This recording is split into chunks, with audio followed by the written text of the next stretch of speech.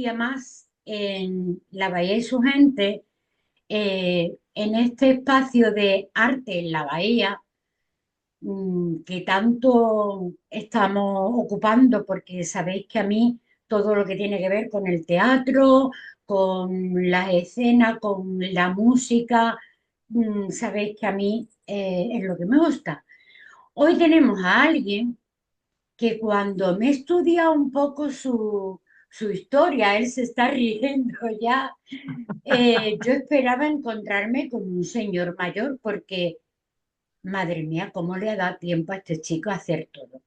Pero bueno, hoy tenemos con nosotros a Romer y punto. Pero sí, Robert y punto, digamos, no es el nombre que utilizo para la escena, pero también una manera de estar, de habitar en el mundo, porque no me gustan las etiquetas, porque me parece que las etiquetas nos han hecho un montón de daños y nos Pues predisponen o nos ponen en una situación, ¿no? No es lo mismo decir Romer el psicólogo, Romer el narrador, Romer el actor, que decir Romer y punto. Y entonces ya en el y punto hay más naturalidad y no hay ese previo exacto.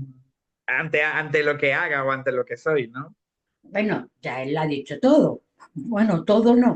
Psicólogo, narrador, cuenta historia. Es que, de verdad, yo cuando anoche, entre anoche y antes de anoche, estaba leyendo un poco su historia con 16 años, porque tú eres venezolano, ¿verdad, Romer? Yo soy de Naciste, Venezuela, nací en la bueno, capital y después me llevaron a una ciudad que se llama Barquisimeto, que es una ciudad musical y cultural alucinante, que fue el lugar perfecto para que yo empezara a contar cuentos. bueno, pues yo sí es verdad que me he leído todos los sitios donde has estado, pero digo que los diga él, porque vaya, a ver, Romer, con 16 años te vas a Colombia. Con 16 años me voy a Colombia, pero claro, antes de ese primer viaje hubo una historia como narrador. Yo empecé de manera profesional cuando tenía 12 años. Entré a la escuela secundaria y allí me vio una maestra de narración y de teatro y pues vio algo que no había visto nadie más. Ella dijo, este muchacho sirve para esto. Y entonces citó a mis padres en la escuela donde estudiaba y les propuso que yo formara parte de su compañía profesional de narración y de teatro. Y entonces así empecé en esta compañía profesional con el visto bueno de mis papás y con las ganas de una maestra de canalizar todo aquello que hasta entonces había sido un problema, digamos, ¿no? Porque hablar mucho, no estamos acostumbrados a la gente que habla mucho y mucho menos en los contextos educativos. Es como Sí, eh, yo afortunadamente estoy un poco más atrás del- de las sobreetiquetas de los psicólogos y del exceso de diagnósticos, pero seguramente hubiese sido diagnosticado como uno de estos niños con déficit de atención y énfasis en hiperactividad y todo eso, porque no paraba de hablar, hablaba, y esta maestra lo que dijo fue, bueno, este muchacho que habla tanto, hay que canalizar esto, y así entré en el teatro y entré a actuar y a contar historias, ¿no? Y a los 16 años fue mi primera invitación para contar cuentos fuera del país pero y te lo fuiste cuento siempre con solo, mucha alegría. te fuiste Me fui solo. Curiosamente coincidía con la fecha de graduación del bachillerato, digamos, de la secundaria, y mi mamá me preguntó, ¿tú qué quieres hacer? Y yo siempre había querido montar en avión, era un sueño para mí, ¿no? Poder viajar en avión, porque vengo de una familia muy popular en donde, bueno, viajar en avión no era lo lo habitual, es normal. decir, no lo habíamos hecho nunca. Y a pesar de que mi papá trabajaba en el aeropuerto, y curiosamente yo decido claramente viajar. Y a los 16 años me voy solo con el nervio de mi mamá, y con la La buena onda, entiendo, sí, sí, y la con la buena onda de entiendo. mi papá. Y llegué a Colombia para contar cuentos mar. Y eso trastocó mi vida, porque ya yo conocía gente que vivía de contar historias y que viajaba, pero el viajar por primera vez y el tener la posibilidad de conectar con gente de otros lugares a través de mis historias hizo que irremediablemente yo quisiera estar en el mundo de la narración o de los viajeros. Entonces, empecé a viajar desde allí sin parar hasta la fecha. A ver, creo que lo has conseguido, ser narrador y viajero, pero si eres psicólogo, tuviste que hacer la carrera. Entonces Claro, tú, compaginabas una cosa con otra, que eso es muy difícil. sí, sí, comencé a estudiar psicología. Lo primero que hice fue empezar a estudiar artes escénicas en la universidad, pero me fui a otra ciudad que no era donde yo vivía y bueno, fue un poco complejo. Y la carrera de psicología en la universidad en la que estudié era una carrera muy nueva. Entonces no tenía yo la posibilidad de entrar porque era muy pequeño las plazas que habían. Y luego me llaman porque a la universidad le interesaba que entraran estudiantes que fuesen artistas para tener una representación cultural dentro de la universidad y deportistas, ¿no? Y entonces abren un concurso y yo presento mi carpeta y soy escogido entre 56 personas. Escogieron dos, yo me saqué el primer lugar en el concurso, digamos, para obtener el cupo y empiezo a estudiar psicología y tenía muy claro que me interesaba la psicología de los grupos, luego aprendí un poco del psicodrama, que es un tipo de psicoterapia que mezcla el arte escénica con la psicología. Y bueno, una cosa fue llevando a la otra y por un lado contaba las historias y como psicólogo y como estudiante de psicología pues empecé a escuchar historias. Entonces creo que es un equilibrio muy interesante entre escuchar y contar historias, que no cuento las historias de mis pacientes, que se sepa, porque luego... A ver, una cosa, tú dices cuento historias, pero tú no cuentas cuentos, cuentas historias. Y esas historias son o bien cosas que te han pasado, o bien, cuéntame, ¿qué historias cuenta para atraer a la gente como la atraes? Porque eso sí, no solo te he estudiado a ti, me he estudiado a la gente que te ve, a la gente que ha asistido a talleres tuyos, me he tragado muchos vídeos porque quiero confesarte de que yo no entendía, yo me dicen, es un actor, vale, eso, pero cuenta historias. Joder, y ahora yo cómo hago esta entrevista a un contador de historias. Mira, Romer, yo te comparo con esos personajes de la tragicomedia. eh, no a ti, a ver si yo me sé explicar, porque contigo tengo yo que saber explicarme. No, no, Esos no. Tú personajes, tranquila, tú tranquila. cuando estaba prohibido el teatro en España, se paseaban ¿cómo se dice? Por las fondas, los hostales, no tenían para comer ni dónde dormir. Claro, Y lo que hacían era contar, como no podían llevar actores, contaban la historia ellos mismos, hacían los papeles de todos los actores y contaban esas historias. El grupo, la compañía de mi hijo se llama El Aedo, y mi hijo hace una obra que es el Bululú, claro. pero ya de eso hablaremos después. Entonces, cuando yo te he leído y he leído tu historia, digo, este chico es pues como esos personajes que se paseaban, porque es que te has paseado, mm, a ver, he leído Cuba, Miami o Miami, no lo sé cómo se dice, toda América del Sur, España, con 36 años. Perdón, pero lo he dicho porque cuando tenga más de 50 ya no lo diré, pero con 36 años tienen la edad de mi hija. Claro, claro. Y has Y fíjate que recorrido, ha sido un poco también como una reivindicación de ese niño que soñaba con volar, ¿no? Es decir, el viajar, pero no solamente el viajar por viajar, sino el que sea mi oficio de contador de historias, el que me lleva de un lugar a otro, también es una especie de Aedo o una especie de Bululú actual, porque voy así de lugar en lugar, de ciudad en ciudad, de pueblo en pueblo, contando historias y sobre todo acortando las distancias, ¿no? Cuando se viaja y se tiene la posibilidad de escuchar historias de muchos lugares y de contarlas, me doy cuenta, no lo digo yo tampoco, pero nos hemos dado cuenta muchos, que es mucho más la distancia mental que han intentado instaurar en nosotros como humanos que la distancia real. Es decir, la emoción o la afectividad o aquello que nos mueve es mucho más parecido en cualquier lugar en el que yo haya estado hasta ahora que la distancia mental que intentaron imponernos. La Y lo digo, sociedad, es que la yo sociedad es la conocí, que te va sí, imponiendo, te va poniendo dónde tienes que estar y cómo tienes que ser. Y yo te decía antes, fuera de cámara, que yo he sido una rebelde, sigo siendo rebelde, y lo que dices tú, a mí no lo que me imponga, sino lo que mi cabeza y mi corazón sienta.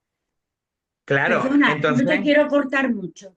no, no me cortas, al contrario, es que eso que dices ha sido un motor para que hagas lo que haces y para que tu vida tenga el tinte que tiene ahora mismo. Entonces, justamente eso, ir de un lugar a otro y tener esa posibilidad de viajar y de encontrarnos, porque no es casualidad que nos vayamos encontrando estos quienes soñamos, quienes creemos en un proyecto, quienes sentimos que estamos un poco fuera de nuestra generación, porque tú dices, bueno, eres muy joven y tal, y claro, yo pienso del mismo modo en el que a ti te asombra, yo me he asombrado también de gente que encuentro en mi camino y que además comparto con ellos y tengo muy poca gente, amigos de mi edad. Es decir, siempre estuve con gente mayor, siempre estuve con Mayor. gente, Yo al eh, contrario, yo claro, con gente más joven.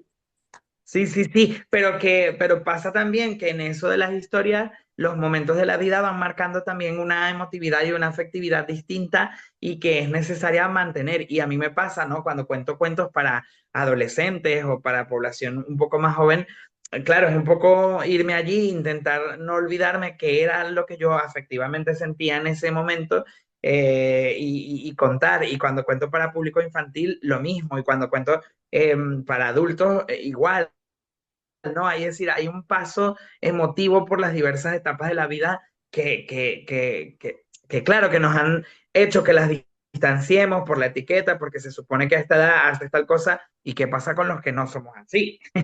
¿Qué pasa Exactamente. con los que no nos adaptamos a esta descripción un poco estructurada, un poco limitante de la personalidad, ¿no? Y justo eso es lo que pretendo hacer con mis historias, ¿no? Mover a la gente y decir, está bien como lo estás haciendo, vaya. Y claro, a pesar de que hay un contexto que muchas veces no es favorable, pues remar, remar y remar y creer, creer y creer va a hacer que esa historia de algún modo tome su cauce, sin duda alguna. ¿Cuál es, Romer? Yo no tengo preguntas para hacerte. Yo, según tú me vas contando, iré preguntándote. Me Eh, encanta. ¿Cuál es la sensación que tú recibes de esas personas a las que tú, o qué efecto ves en ellas cuando estás contando en personas mayores? Niños lo dejamos y después hablamos de ellos. Pero en personas mayores, ¿qué efecto no? Te transmite? ¿Qué te transmiten cuando tú estás contando la historia? Bueno, el público cambia de acuerdo a la geografía donde estemos, ¿no? Sí, En España me ha pasado una cosa muy singular y claro, es esa sensación al principio de este jovencito que viene aquí con que va a salir, ¿no? Como a que, a que vamos, a que jugamos, ¿no? Y un poco esa transformación que ocurre en el público también la voy jugando yo en el escenario, ¿no?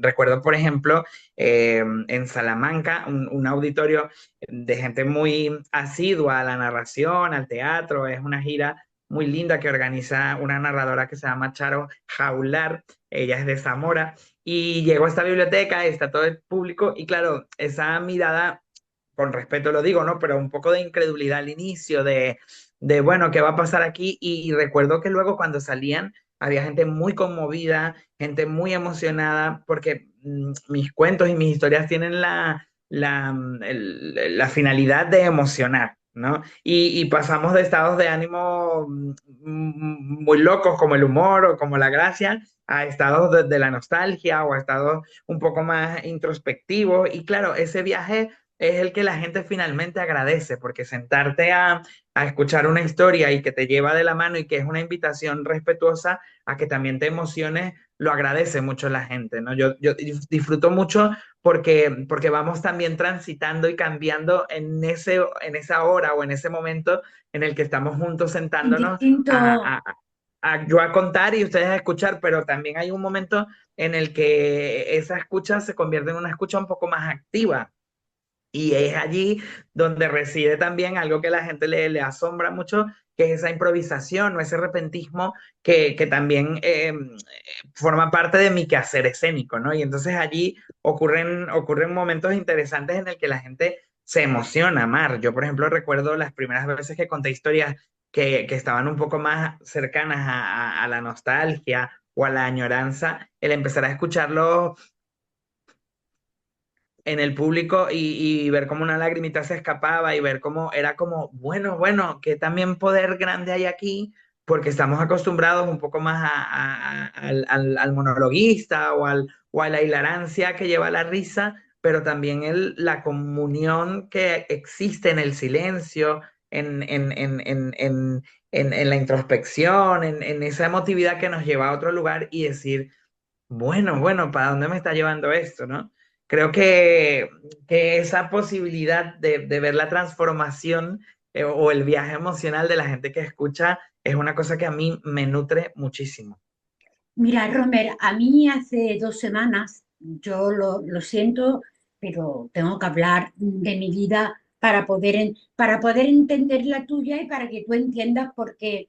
A ver, hace 2 semanas fui al estreno de una obra de mi hijo, eh, eh, Poeta perdido en Nueva York. Va sobre García Lorca, pero no es la historia de García Lorca, es lo que Ok, él, bueno, cuando empieza la obra, yo me meto mucho en la obra, estoy viéndola y torpemente me pongo a pensar que es la vida de mi hijo, ok, ¿vale? Y digo, claro, claro. Pero llega un punto, Romer, en el que la mente me hace así, dice, y mi mente me dice, no, eres tú. Y empiezo a oír y a meterme en esa obra. Me emociono, ¿eh? Que ya viendo que soy yo, no lo he hablado con mi hijo, ¿eh? No le he hablado con él todavía. Eh, y diciendo, soy yo, me pasó a mí, igual que yo, es que, y yo no hacía, yo era a moco tendido, que no podía respirar porque no quería. Ya desde el principio había dicho, mi madre y yo, ¿por qué ha dicho mi madre? Déjame en paz. Pero es que me veo que después me dice él que el chico que está aquí al lado estaba mi marido y aquí estaba un chico que me dice él que es actor, amigo suyo, y que le ha dicho que una señora que había al lado estaba que no podía más llorando, que era yo, pero le digo a mi hijo, pero es que él también lloró, porque él no hacía ruido, pero lo vi. claro, ¿Por qué? Porque es lo que tú dices. El que está ahí cuenta la historia, pero si de verdad tú estás predispuesto para esa historia, sea la que sea, tú te metes en esa historia. Y esa historia es claro, tuya. Es lo claro. que, es que me ha gustado que lo digas porque es que me pasó el otro día y digo, jope, o con una canción que está hablando de no sé qué. Claro, y que además toca la fineza y la particularidad de cada historia. Es decir, porque tú llorabas por algo, pero seguramente el que estaba al lado que se emocionó por otro Por otra pasaje que le cosa. resonaba a sí mismo y el de al lado a sí mismo. Y es lo que tienen de maravillosas las buenas historias. O las buenas canciones, como tú lo dices, ¿no? Nos emocionan y nos tocan porque nos llevan a momentos de nuestra vida cada uno a uno distinto, pero que finalmente somos esa emotividad que aparece ahí. y somos ese cúmulo de emociones que nos mueve una buena canción, un gran poema, una buena historia, ¿no? Nos lleva a momentos en el que dices, ah, claro, aquí estoy yo reflejado, aquí está algo que añoré o que tuve o que quise o que logré, y entonces es allí cuando dices, tocotón, esas historias que te remueven y que te mueven y después dices, caramba, yo estoy aquí inmerso en esto también y no me di cuenta cómo fue la puerta de entrada, es decir, no me di cuenta Ya, cuando estaba simplemente siendo un espectador y cuando de repente estoy ya metida en la metido, historia. exactamente. Y una cosa, Romer, te habrá pasado, pero que te pasará muy a menudo, de que sales a escena con una historia y que de repente vas cambiando, sin Sin saber duda. tú por qué o porque estás viendo. Cuéntame cómo llega a la improvisación. Quizás también porque no hay a diferencia del teatro, Mar, que Que requiere, tienes, digamos, una cuarta pared, un aislarse un poco de lo que ocurre en el otro y que el otro sea simplemente un espectador, la narración oral, el arte de contar historias, se nutre también un poco de lo que va pasando. Y no solamente de lo que va pasando externamente, sino también internamente.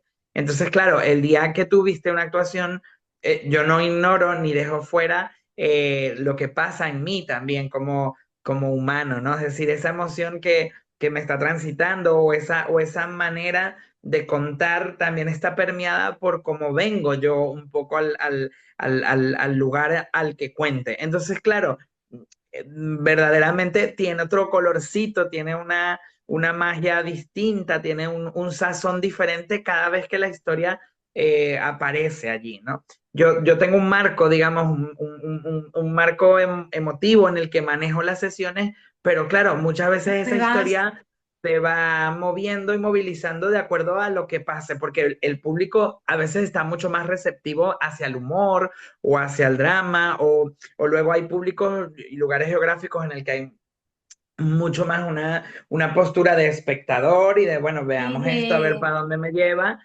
Y luego también hay otros públicos que se emocionan más. Entonces, ignorar eso que ocurre tanto en el narrador como el público es un desacierto completo, porque si queremos que la emoción aflore y si queremos que la historia llegue a donde tiene que llegar, aparece esa entrada o esa posibilidad de juntos emocionarnos y escucharnos mutuamente. A pesar de que soy yo quien está en el escenario, hay una posibilidad también de ver, de calibrar un poco y de sintonizar en qué onda está el público que viene a escuchar y de qué manera viene a ti, ¿no? No es lo mismo que sea no sé, el profesorado que es convocado a un taller o a algo, a que sea una salita donde vienes a pasarla bien con tu familia, con tu pareja. Es decir, esas tinturas también hacen que el espectáculo tenga un color distinto, ¿no? eh, tú empezabas diciendo eh, que tu mayor sueño era volar, coger un avión, pero yo creo que lo que tú querías era volar, volar, y lo has hecho. Claro, Vuelas en sí, cada sí, historia, vuelas en cada viaje, no me refiero al avión, tren, coche, no me refiero a eso. Vuelas sí. en cada viaje, vuelas en cada historia. Eh, yo soy muy sensible y te estoy hablando y me estoy emocionando. Lo siento, tú que eres psicólogo, después me dices por qué. Porque yo hubo también un tiempo en el que quise volar y no pude, Ujú, ¿vale? ujú. Ahora sí ya puedo volar, pero ahora te encuentras, ¡oh! Vaya, bueno, vamos contigo. Eh, conseguiste volar y además haciendo volar a los demás. Claro. Y esa posibilidad de hacer volar a los demás no ha sido más que un empeño porque pase esto que acaba de pasar contigo. Es decir, porque la emoción que está ahí Es que aflora. empieza a florecer. Es decir, pero no empieza a florecer forzada, ni molestada, ni picoteada de manera incómoda, sino es un clima de confianza y de tranquilidad en el que nos sentamos y nos miramos a la cara y dices, claro, ahí está, ¿no? esa posibilidad de que me sorprendió también a mí cuando contaba historias, créeme, es decir, yo empecé muy joven y todavía igual tengo repertorio, no de historias propias, sino adaptaciones literarias o cuentos que emocionan, pero cuando descubrí el poder que tenía el contar una historia propia o el prestarle mis emociones a esos personajes de las historias que adaptaba, tiene una potencia y una calidad distinta, una calidad emocional. No hablo del hecho escénico como tal o de la estética que pueda tener el producto escénico, sino una calidad emotiva diferente. Y claro, mientras fue pasando, fui confirmando que el soñar con volar, y no solamente de manera este, En avión, literal, material o literal. sino, exacto, sino, es decir, de una manera figurada, me ha llevado ahí, me ha llevado a decir, claro, necesitamos escucharnos. Cuando la gente ahora habla mucho de la inteligencia artificial y habla, es decir, bueno, bien, yo Sí, siento que son sí, herramientas que hay que una tomar herramienta que nos está viniendo bien. y qué bien que estamos en este momento de la historia donde eso está pasando, pero es que nunca va a ser superada la historia por esa respuesta humana que hay con el otro, es decir, por esa mirada que es un oasis para quien la necesita, por ese oído humano que escucha una historia y que sabe estar con una historia de una manera en la que una máquina no está. Ese centrarnos y sentarnos en torno a una historia nos tiene como humanos aquí, porque todo el rato estamos contándole una historia al otro y el otro se embarca en esa historia y nos acompaña en ese viaje y nosotros acompañamos a otros en ese Exacto. viaje y nos hacemos simpatizantes, adeptos de historias que nos gustan, que nos mueven, que nos emocionan. Entonces, claro, el momento histórico en el que estamos es un momento muy interesante, pero ojo también porque en esa vorágine que resulta ahora mismo el estar en el mundo actual en el que estamos, también el espacio de escucha real, de mirada a los ojos, de un toque físico con el otro, nos atrae cada vez más. Y nos atrae porque, Pero da claro, mucho estar miedo. improvisto aquí, Pero a la gente claro, le da miedo. claro. ¿Y cómo no nos va a dar miedo? Es decir, no es un miedo fantasioso, ese miedo está infundado en realidades y está infundado en gente a la que le ha convenido que nos dé miedo el otro y que rechacemos lo que nos se parece a mí y que señalemos a lo distinto, claro, pero cada vez más necesitaremos de esa mirada real que acompaña como ninguna máquina lo hace ni lo hará. Yo estoy seguro de ello. El contacto, Romer, el contacto es algo que yo creo que es necesario. El abrazo, pero el abrazo que tú sientas, el abrazo, yo es que soy mucho de tocar, ¿se entiende? Soy Sí, mucho de sí, tocar, de abrazar, a ver, mira, nos quedan 7 minutos, pero vamos a hacer una cosa, porque yo tengo más preguntas que hacerte y además quiero que hables de tu próximo espectáculo o como tú lo llames aquí en Cádiz. claro, que por ahí voy a estar. El que no me voy a perder, por supuesto, vas a escuchar, me pondré en la última fila para que no. Entonces vamos a hacer una cosa, voy a aprovechar lo que me queda para hacerte, nada, un par de preguntas tontas de estas y después conectamos otra vez y ya me cuentas lo de Cádiz, porque eso no quiero, es lo más importante, pero veía Me también parece. importante que te conocieran. ¿Vale? Claro. Porque Ujú. aquí es muy fácil decir, mira, Romer, sí, cuenta historia. ¿Cuándo nos vamos a ver? Ah, sí, en Cádiz, pues venga, te espero. No, no. Necesitamos Una, este cotilleo sabroso. claro, el salseo. Eh, Romer, el color naranja. El color naranja es el Dime, color de los atardeceres de mi ciudad. Lo cuento todo el tiempo, ¿no? Yo siento que el naranja tuvo la, mm,